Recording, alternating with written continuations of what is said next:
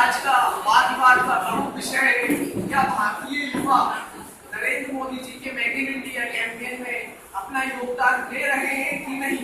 मेरा मानना है नहीं। 25 सितंबर 2014 को माननीय प्रधानमंत्री महोदय ने यह घोषणा की कि भारत में मेक इन इंडिया कैंपेन चलाएगा। अब रही उसके बाद भारतीय युवाओं की कितना इसका समर्थन कर रहे हैं, तो भारतीय युवा तो पिएंगे पेप्सी कोका कोला और बोलेंगे मेक इन इंडिया, पहनेंगे एडिडास का जूता और बोलेंगे मेक इन इंडिया, लगाएंगे डिओड्रेंट फॉरेन का और बोलेंगे मेक इन इंडिया।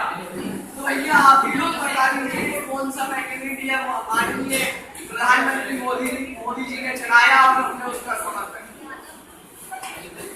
वाद प्रतियोगिता में सर्वप्रथम तो ये होना चाहिए कि जो हम हमारे मुख्य मुद्दे से ना भटके। फिर रही युवाओं की बात, तो युवा वो नहीं होता जो जरा सी विघ्न बाधाएं आ जाए तो सुसाइड कर ले। युवा वो नहीं होता जो जरा सी परेशानियां आ जाए तो डिप्रेशन में चले जाए। युवा तो वो होते हैं जो पहाड़ चीर कर नदी की धार बहा देते हैं।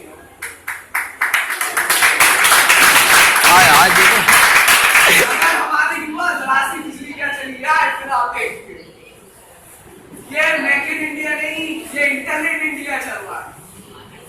आज का युवा जो 5 साल की टेक्निकल डिग्री करने के बाद सरकारी सिविल सर्विसेज का एग्जाम देगा, तो ये कैसा डिजिटल इंडिया है और कैसा मेक इन इंडिया है, जरा आप ही बता दीजिए।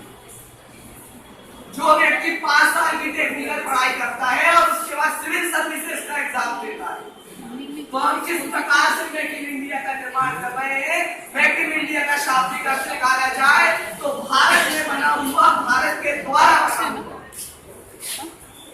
अब ये किस प्रकार से भारत में बना है और भारत के द्वारा बना हुआ है। क्या एडिडास जूता जो हम खरीदते हैं उसका जो बेनिफिट से भारतीय करेंसी को होता है, भारत की अर्थव्यवस्था में कोई प्रभाव पड़ता है। सर्वप्रथम तो भारतीय युवाओं से मैं कहना चाहूंगा कि पूर्ण स्वदेशी बने। अब कुछ लोग कहेंगे ये बाबा की तरह बोल रहा है।